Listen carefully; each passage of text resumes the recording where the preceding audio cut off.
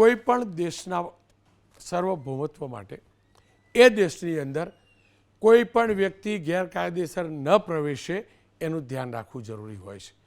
ગેરકાયદેસર પ્રવેશેલા લોકો જે તે દેશના લોકો માટે કોઈ ને કોઈ રીતે નુકસાન કરતા હોય છે. હું નથી કહેતો કે હિંસા એ જ નુકસાન છે, પણ નુકસાન કરતા હોય છે. અને જ્યારે ગેરકાયદેસર કોઈ દેશમાંથી મોટા પાયે લોકો પ્રવેશે છે ત્યારે દેશની આંતરિક અને સરહદી સુરક્ષા બંને જોખમાય છે. અને મારા દેશની એક સરહદે પાકિસ્તાન છે તો બીજી સરહદે બાંગ્લાદેશ છે. એક જ દેશમાંથી બે ભાગ પડેલા છે. અને બાંગ્લાદેશમાંથી છેલ્લા દશકોથી અનેક લોકો ગેરકાયદેસર રીતે મારા દેશમાં પ્રવેશ્યા છે. અલગ અલગ વ્યવસાયની અંદર મજૂરી કામ પણ કરે છે અને અનેક ગેરકાયદેસર પ્રવૃત્તિઓમાં જાણે અજાણે સામેલ પણ છે. પણ દુર્ભાગ્ય એ છે કે આપણા દેશની અંદર કેટલાક ગદ્દારો છે કે આ લોકોને ગેરકાયદેસર આપણા દેશમાં પ્રવેશ માટેની વ્યવસ્થા કરી આપે છે. જાણે છે કે આ ગેરકાયદેસર છે છતાં રોજગારી માટે રાખે છે. અને પછી આપણે દુઃખી થઈએ છીએ. ગેરકાયદેસર રીતે મારા દેશનું આધાર કાર્ડ બનાવી લે, ચૂંટણી કાર્ડ બનાવી લે છે. હવે આ પ્રક્રિયા ઉપર બ્રેક લાગે એ પ્રકારના સંનિષ્ઠ પ્રયાસો શરૂ થયા છે. જો કે આ જ પ્રકારના પ્રયાસો ગયા વર્ષે પણ કરાયા હતા, પરંતુ હવે શરૂ થયું છે ઓપરેશન ડેલ્ટા હન્ટ. થોડાક દિવસો પહેલાં કેન્દ્રીય ગૃહમંત્રી એટલે કે યુએચએમ અમિતભાઈ શાહ આવેલા, તેમને સૂચના આપી. અને આપણે એ પણ જાણીએ છીએ કે બાંગ્લાદેશની જે સરહદ છે પશ્ચિમ બંગાળની, ત્યાં પણ મજબૂતાઈ હવે વધારાઈ છે. ત્યાં સુરક્ષા વધુ ચારચોબંધ થાય તેનું ધ્યાન રખાયું છે. અને ત્યારબાદ હવે આપણા પ્રદેશમાંથી, ગુજરાતમાંથી ફરી એકવાર મોટા પાયે મુહિમ શરૂ થઈ છે. જે પણ લોકો ગેરકાયદેસર આપણા દેશની અંદર વસવાટ કરે છે બાંગ્લાદેશથી આવીને, એમને શોધી પકડી વેરિફિકેશન કરી એમના દેશમાં ડિપોર્ટ કરવાનું. અલગ અલગ શહેરોમાં ક્રાઇમ બ્રાન્ચ, એસઓજી, સ્થાનિક પોલીસ તમામે મળીને ગેરકાયદેસર વસવાટ કરતા બાંગ્લાદેશીઓને પકડવાનું અભિયાન શરૂ કર્યું છે. અમદાવાદ, સુરત, રાજકોટ, વડોદરા, કચ્છ, આણંદ, ભુજ, અરવલ્લી તમામ જગ્યાએ આ કાર્યવાહી છેલ્લા 24-48 કલાકથી શરૂ થઈ ચૂકી છે. અમદાવાદની અંદર 45 ટીમો બનાવવામાં આવી અને 300થી વધુ શંકાસ્પદોની અટકાયત કરાઈ. ત્યારબાદ શોર્ટલિસ્ટ કરાયા છે. અને આપણે તમામ લોકો જાણીએ છીએ અમદાવાદનું એ ચંડોળા તળાવ બાંગ્લાદેશ ગેરકાયદેસર બાંગ્લાદેશીનો અડ્ડો ગણાતું હતું. ગયા વર્ષે ત્યાં મોટા પાયે ડિમોલેશન થયું, ત્યારબાદ કાર્યવાહી થઈ, અનેક ગેરકાનૂની પ્રવૃત્તિઓ પણ પકડાઈ. એ દેહ વેપારની પણ હોય, હ્યુમન ટ્રાફિકિંગની પણ હોય. ફરી એકવાર કાર્યવાહી અહીંયા મોટા પાયે શરૂ થઈ છે. સુરતની અંદર, સુરત પણ સ્લમ વિસ્તાર છે, સુરતની અંદર પણ ઉદ્યોગો છે અને ત્યાં પણ રોજગારીના નામે બમરોલી, સચિન, કોસાડ, લિંબાયત, પાંડેસરા, ભેસ્તાન, ઉના સહિતના વિસ્તારોમાં ગેરકાયદેસર બાંગ્લાદેશીઓ વસેલા હતા. ત્યાં પણ સુરત પોલીસે નક્કર કાર્યવાહી શરૂ કરી છે. રાજકોટની અંદર પણ 25 ટીમો બનાવવામાં આવી છે અને રાતભર કોમ્બિંગની કાર્યવાહી પણ શરૂ થઈ. એના પણ આપણે દ્રશ્યો જોયા છે. વડોદરાની અંદર પણ આ જ પ્રકારે જે શકમંદ છે એમના દસ્તાવેજોની ખરાઈ કરાઈ રહી છે, એમને પકડી એમની પૂછપરછ કરાઈ રહી છે. પૂર્વ અને પશ્ચિમ કચ્છ સૌથી વધુ સેન્સિટિવ છે. ત્યાં પણ એલસીબી, એસઓજી અને ક્રાઇમ બ્રાન્ચની ટીમોએ આ જ પ્રકારનું ઓપરેશન હાથ ધર્યું છે. આણંદ અને અરવલ્લી જિલ્લામાં પણ એલસીબી, એસઓજી, ક્રાઇમ બ્રાન્ચની ટીમોએ આ પ્રકારની કાર્યવાહી શરૂ કરી છે. મોરબી સિરામિક ઇન્ડસ્ટ્રી છે, અનેક પરપ્રાંતીય શ્રમિકો છે, લાખોની સંખ્યામાં શ્રમિકો છે. શ્રમિક શ્રમ કરે છે, પરસેવો પાડે છે, કોઈ બેમત નથી. અને જે બાંગ્લાદેશી આવે છે તમામ ખોટા કાર્ય કરે છે એવું નથી કહેતો હું. જે વિઝા લઈને ઓફિશિયલ મારા દેશની પદ્ધતિથી આવે છે એમનું સ્વાગત છે, કારણ કે મારી દેશની સરકારે વિઝા આપ્યા છે. પણ ગેરકાયદેસર ખોટા ડોક્યુમેન્ટ બનાવીને જે પ્રવેશે છે એ પૈકીના કેટલાક લોકો ગેરકાનૂની પ્રવૃત્તિઓમાં જોડાયેલા હોય છે અને આપણી સુરક્ષાને ખતરો થાય છે. સરકારે મોટા પાયે મુહિમ શરૂ કરી છે જેને ઓપરેશન ડેલ્ટા હન્ટ કહેવામાં આવ્યું છે. શોધી એક એકની પૂછપરછ કરાય છે, એમના વતનમાં પૂછપરછ કરાય છે. અને પ્રયાસ છે આખું જે નેક્સેસ છે, આખું જે નેટવર્ક છે એના મૂળિયા ઉખાડવાનું. સરહદ આપણીને બાંગ્લાદેશ સાથેની કોઈ કાંટાની વાડ કે દિવાલવાળી નથી. અને સરહદ ઉપર કેટલાક રીતસરના એજન્ટોએ ધામા પાકેલા છે. અંદર લાવીને પણ એમને સ્થાયી કરવાનું નેટવર્ક ચાલે છે. પોલીસે સતત બીજા વર્ષે આ મોટા પાયે કાર્યવાહી શરૂ કરી છે. પોલીસની જે આ કાર્યવાહીમાં ભૂલ હશે તે અમે બિંદાસ ટીકા કરીશ અને કરતો રહીશ, પણ જે પોલીસે કાર્યવાહી કરી છે એ કાર્યવાહીને સમજવી જરૂરી છે. જ્યાં જરૂર પડે ત્યાં આપણી પોલીસને આ મુદ્દે સહકાર આપવો જરૂરી છે. આ મુદ્દે ચર્ચા કરવાને સમજવા માટે અનુપમસિંહ ગેહલોત સુરત પોલીસ કમિશનર છે અને શરદ સિંઘલજી જોઈન્ટ પોલીસ કમિશનર અમદાવાદ પોલીસથી છે, ક્રાઇમ બ્રાન્ચથી છે. સૌપ્રથમ શરૂઆત કરીએ અનુપમસિંહ ગેહલોત સાહેબ સાથે વાત કરીને. ગેહલોત સાહેબ નમસ્કાર, આપનું સ્વાગત છે. સૌપ્રથમ તો આપ અને આપની ટીમને ખૂબ ખૂબ અભિનંદન. મારે વિસ્તારથી જાણવું ને સમજવું હતું, આ ઓપરેશન ડેલ્ટા હન્ટ હતું શું, કેવી રીતે એને કાર્યરત કરાયું, એના પહેલાં શું એક્સરસાઇઝ કરાઈ હતી, કયા પ્રકારની સફળતા મળી? Thank you રોનકભાઈ.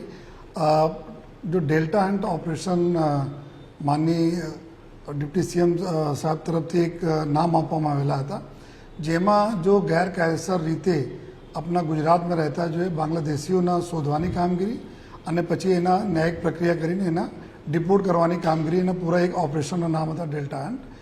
જેમાં ભાગરૂપે જો ઘણા દિવસો જો તૈયારીઓ ચાલતી હતી, આમાં કેટલા લોકો જો બાંગ્લાદેશના નંબરો સાથે જો કોન્ટેક્ટમાં રહે છે, કેટલા લોકો બાત કરતા રહે છે, કોણ એના મૂળ ઉપયોગ કરવાવાળો મોબાઈલ ઉપયોગ કરવાવાળો કોણ છે, એના બધા ડેટા અમે લોકો એકત્ર કર્યા જોઈએ. ડેટાના સાથોસાથ અમારા જે હ્યુમન ઇન્ટેલિજન્સ જો સૌથી મોટો સોર્સ હોય છે, આમાં ઘણા બધા જો આ પ્રકારના જો એજન્ટો હોય છે, જો બાંગ્લાદેશથી લોકોના અંદર પ્રવેશ કરાવે છે ઇલીગલ આપણા બોર્ડરમાંથી, અને પછી અલગ અલગ જો રાજ્યના અલગ અલગ જો જગ્યાઓ મોકલે છે જો એના અલગ અલગ કાર્યો અર્થે જોઈએ.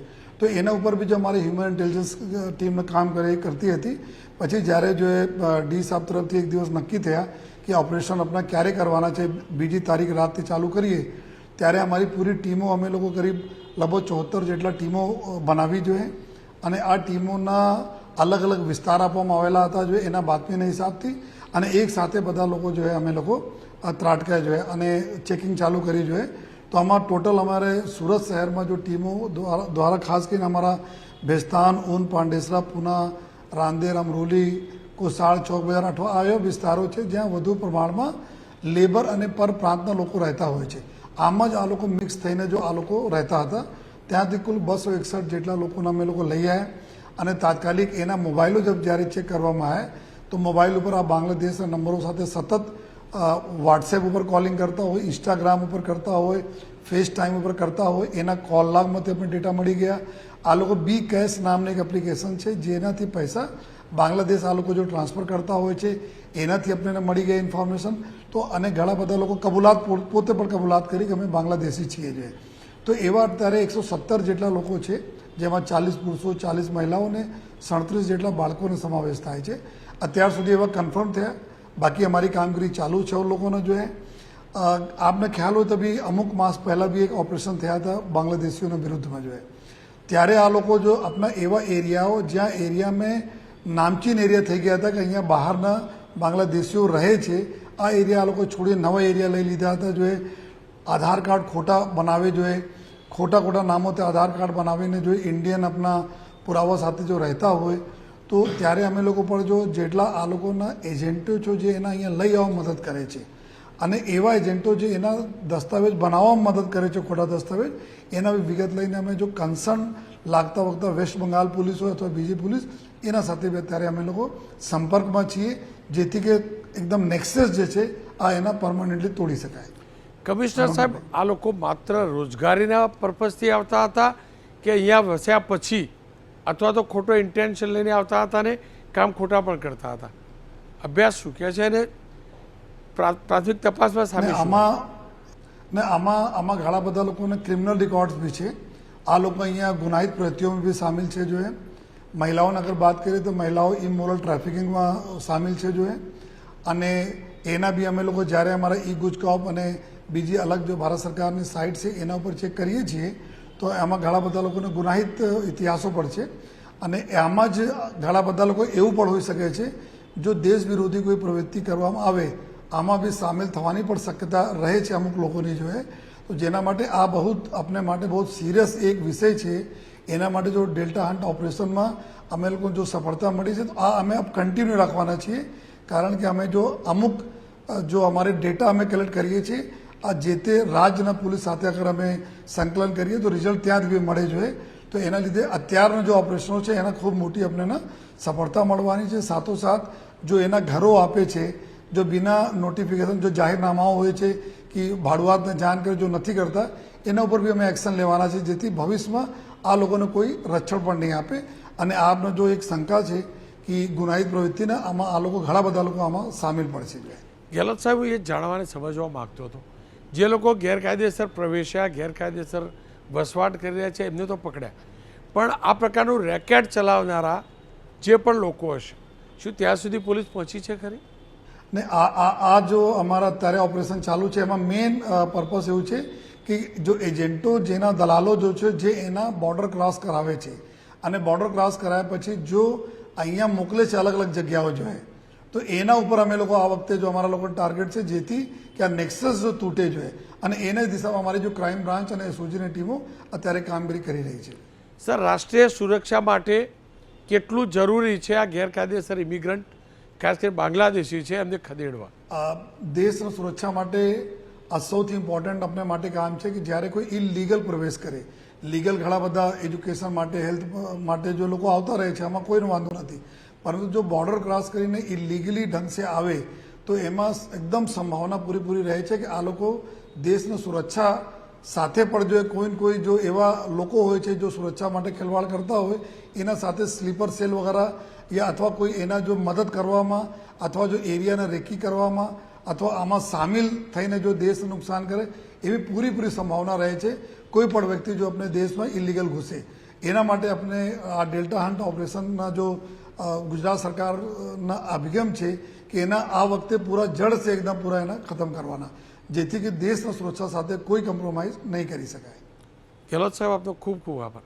સુરત બાદ વાત કરી લઈએ અમદાવાદની, તો અમદાવાદની અંદર લગભગ 200 જેટલા એટલે કે 191 જેટલા બાંગ્લાદેશી ઘૂસપેઠિયા પકડાયા છે. શરદ સિંઘલ સાહેબ મારી સાથે જોડાયા છે. સિંઘલ સાહેબ, આખા ઓપરેશનને કેવી રીતે પ્લાન કરાયું, કેવી રીતે ઇમ્પ્લિમેન્ટ કરાયું, કયા પ્રકારની સફળતા મળી? રોનકભાઈ, આ તો 1-2 દિવસ પહેલાં નાયબ મુખ્યમંત્રી શ્રીની અધ્યક્ષતામાં એક મિટિંગ થઈ હતી અને સાહેબ પાસે ઘણા બધા એવા ઇનપુટ હતા કે ઘણા બધા ઘૂસપેઠીઓ જો બાંગ્લાદેશથી ઘૂસણખોરી કરીને અને ગુજરાતનો અલગ વિસ્તારોમાં બસે છે અને એક સાયબર એક્સિલન્સને પણ ટેકનિકલ ઇનપુટની આધારે 6200 યાની કે 6200 જેવા બાંગ્લાદેશીઓ આઈડેન્ટિફાઈ કર્યા હતા કે આ લોકો એવા હતા જો બાંગ્લાદેશમાં સંપર્કમાં હતા.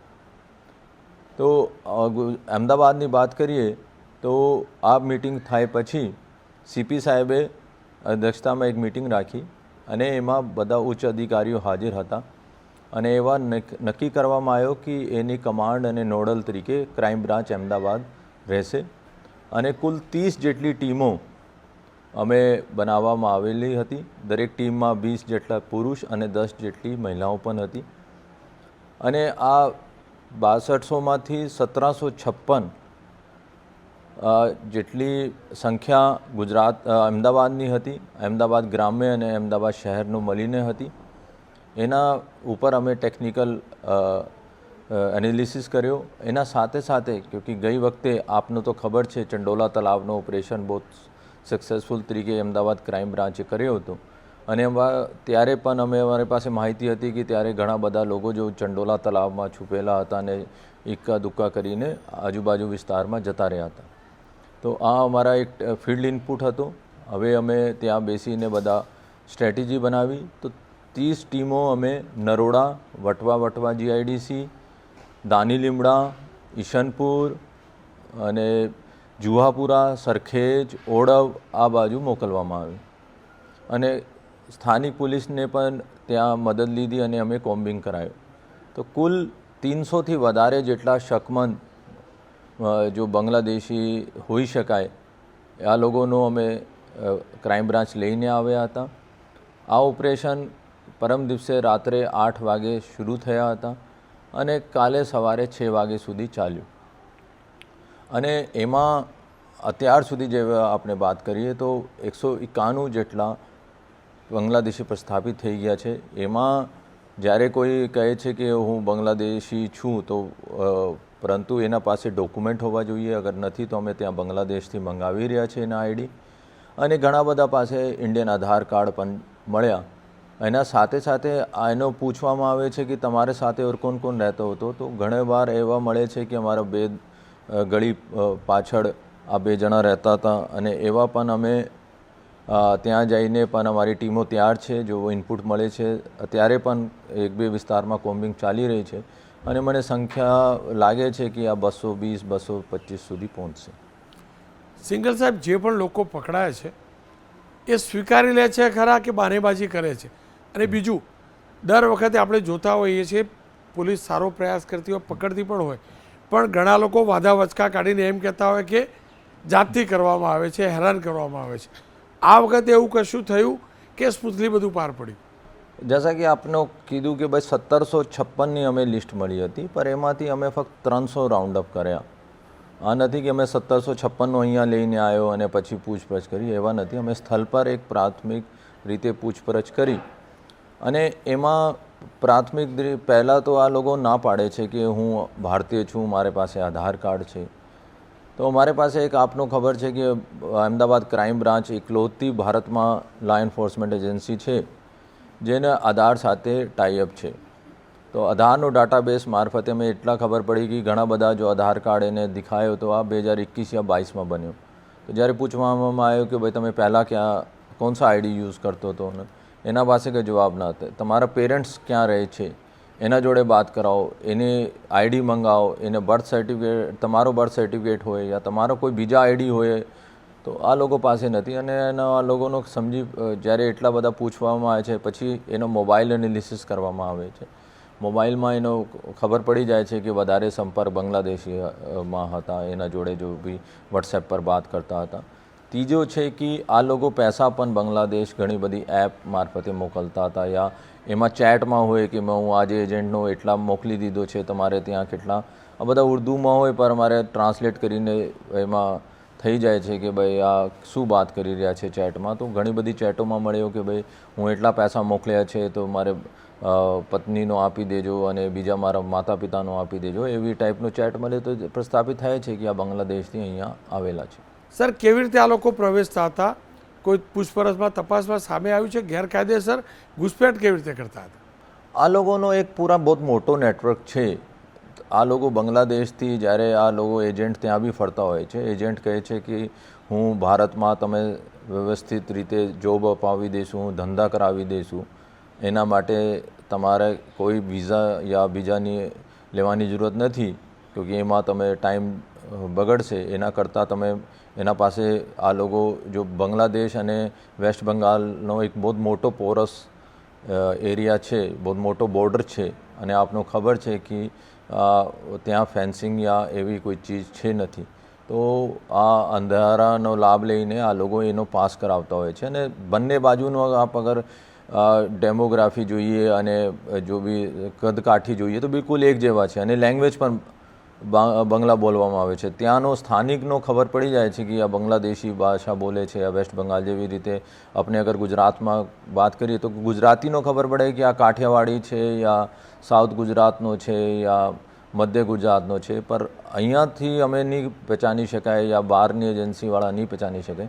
આ લોકો પહેલાં બોર્ડર પાસ કરાવે છે, પછી ત્યાં વેસ્ટ બંગાળમાં આ લોકો આધાર સેન્ટરમાં 1-2 માણસો હોય એના ત્યાંથી આ આધાર કાર્ડ કઢાવી નાખે છે. આધાર કાર્ડ કઢાવ્યા પછી આ લોકો અહીંયા ગુજરાતમાં મોકલતા હોય છે. અને અહીંયા પણ ઘણા બધા ક્યોંકિ સ્પાવાળા હોય યા બીજા કોઈ ઘરનો ભાડે પર આપવાનો હોય તો ત્યાં આ લોકો એનો ઇન્ડિયન આઈડી માંગે છે, ત્યારે આ લોકો આધાર કાર્ડની ઝીરોક્સ આપતા હોય છે. અને આ એક મોટું નેટવર્ક છે. એમાં ઘણા બધા આધાર કાર્ડ તો ફોટો પણ ચોંટાડીને ફોટોશોપથી બનાવેલા છે, પણ અમુક એવા છે જો ત્યાં આધાર કાર્ડ સેન્ટરમાં તાકી અમે જ્યારે ચકાસણી કરીએ તો ખબર પડી જાય કે ભાઈ હા આધારમાં એનું નામ છે, પરંતુ સેક્શન 9 ઓફ આધાર કાર્ડ કહે છે કે આધાર એક્ટ કહે છે કે ભાઈ આ ડેટ ઓફ બર્થનો કોઈ પ્રૂફ નથી. ડેટ ઓફ બર્થ માટે તમે જન્મ દાખલા યા 10th માર્કશીટ એવી હોવી જોઈએ. અને સાથે સાથે ગઈ વર્ષનો અમારો જેટલા અનુભવ હતા કે ભાઈ આ લોકો પાસે ઇલેક્શન કાર્ડ પણ હતા, તો ત્યારે પણ ભારત સરકારનો નવો નિયમ આવી ગયા છે કે આધાર કાર્ડ ફક્ત એક આધાર કાર્ડ ઉપર કોઈ ચૂંટણીનો કાર્ડ નહીં બનાવી શકાય. તો આ લોકો પાસે જ્યારે બીજા આઈડી માંગવામાં આવે છે ત્યારે આ લોકોનો પોલ ખુલી જાય છે. અને એમાં અમારે 191માંથી આપણે જોઈએ તો 100 જેટલી મહિલાઓ છે, 30 જેટલા બાળકો છે. અને ત્યાં બહુ ગરીબી છે બાંગ્લાદેશમાં. અહીંયા આ લોકોનો કહે છે તમે ઘરઘાટી તરીકે કામ કરવાનો મોકો મળશે, તમે મોટો પૈસા કમાવાનો તક મળશે, પણ અહીંયા લાવીને આ લોકોનો દેહવૃત્તિ જો ગેરકાયદેસર ચાલે છે, સ્પામાં હોય એમાં હોય. અને આ લોકોનો પણ ખબર છે કે આ જો મહિલાએ આવેલી છે, આ ગેરકાયદેસર રૂટથી આવેલી છે, પોલીસ પાસે જઈ નહીં શકે અગર એનો કોઈ પ્રોબ્લેમ હોય તો એનો લાભ લઈને આ લોકોનો વધારે શોષણ કરતા હોય છે. સર, એક અંતિમ સવાલ, ડિપોર્ટ કેવી રીતે કરાશે, કયા પ્રકારની પ્રક્રિયા હશે? ડિપોર્ટ કરવાની એક પ્રક્રિયા છે, ભારત સરકારની ગાઈડલાઇન્સ છે, એના એસઓપી છે. એમાં એક પોર્ટલ છે, પોર્ટલમાં બધાની ફોર્મની એન્ટ્રી થશે. પછી એક ત્યાં ડિટેનમેન્ટ ઓર્ડર નીકળશે. આ ડિટેન ઓર્ડર થાય પછી આ લોકો જોઈન્ટ ઇન્ટેરોગેશન સેન્ટરમાં રાખવામાં આવશે. અને પછી અમે એક ડિટેલ પ્રપોઝલ કે એના પાસે શું પુરાવા છે, ક્યાં રહે છે, બાંગ્લાદેશીઓનો શું એનો આઈડી કાર્ડ વગેરે છે, આ બધા ફોર્મમાં ભરીને અમે સેન્ટ્રલ એજન્સી આઈબી મારફતે ઉપર મોકલીએ છીએ. અને ત્યારે જ્યારે અપ્રુવલ આવી જાય છે તો એના કોઓર્ડિનેશન થઈને જો ભારત સરકારની એજન્સી છે એના મારફતે ડિપોર્ટ કરતા હોય છે. સર, અને ગઈ વર્ષે અમદાવાદથી 465 જેટલા બાંગ્લાદેશી ડિપોર્ટ થયા હતા. તો આ વર્ષે પણ સેન્ટ્રલ એજન્સીની ગઈ વખતે બહુ સારી રીતે મદદ મળી હતી અને બહુ ટૂંક સમયમાં લોકો ડિપોર્ટ થઈ ગયા હતા. અને આ વર્ષે પણ એવી રીતે અમે બધા પ્રોસેસ શરૂ કરી લીધું છે અને એના ટૂંક સમયમાં એ લોકોનું ડિપોર્ટેશન થઈ જશે. સર, દેશની આંતરિક અને સરહદી સુરક્ષા માટે આ લોકોને પકડવા, આ ઓપરેશનને અમલમાં લાવવું અને ડિપોર્ટ કરવા કેટલા જરૂરી છે? બહુ સાચી વાત છે. આ નેશનલ સિક્યોરિટી માટે એક જોખમરૂપ તો છે. આ લોકો એટલા ગરીબ છે, એના પાસેથી કોઈ આસાનીથી રેકી કરાવી શકાય છે. આ લોકો ભિખારી તરીકે યા કચરા ભેગા કરવા માટે ફરતા હોય છે. અને આપ તો જાણો છો કે અમદાવાદમાં ઇસરો સેન્ટર છે અને બહુ મોટો અહીંયા ગાંધીનગર ખાતે અક્ષરધામ મંદિર છે, બીજા ઘણા બધા ગિફ્ટ સિટી છે. એવા ઘણા બધા ટાર્ગેટ પર હોય તો ત્યાં રેકી કરવામાં આ લોકોનો મદદ થઈ શકે છે. અને ગઈ વખતે પણ ચંડોલા તલાવમાં આપનો ખબર હતા કે ઘણા બધા લલ્લુ બિહારીને સાથે મળીને દારૂનું વેચાણ, ડ્રગ્સનું વેચાણ આ કરતો હતો. તો ખરેખર ગેરકાયદેસર પ્રવૃત્તિમાં આ લોકો ઇઝીથી સામેલ થઈ જાય છે. અને આ લોકોનો ખબર છે કે પૈસા માટે એને કોઈ બી વાપરી શકાય છે અને પૈસા માટે આ લોકો કુછ બી કરવા તૈયાર હોય છે. તો નેશનલ સિક્યોરિટી માટે ખતરારૂપ તો છે.